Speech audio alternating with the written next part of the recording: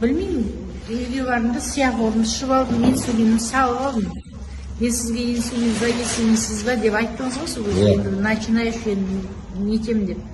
Сөйтіп жүргенде енді настелканы балам алып берді, наверное. Ұлтарақты. Үйде де, киім жүрсең де, жатарда да носкидің былай скотчпен байлап қойып киіп жүрмін. Жатарда.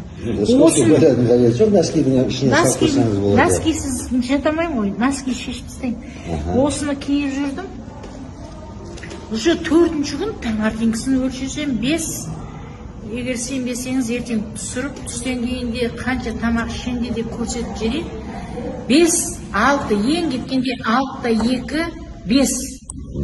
Енді диетада отырған жоқпын. Қазір кішкене толып, бетім ажарланып, әйбет болып, мә саған Астана жағады екен деп туған туысқандарым сөйтіп жатыр, кішкене вес алып, мен 85-90 килограмм болғанмын. Қазір қанша салмақ? Қазір 69-ға түсіп қалдым сол сахардан. Енді кеше қарасам 72 килограмм екен, масқара, ару керек маған.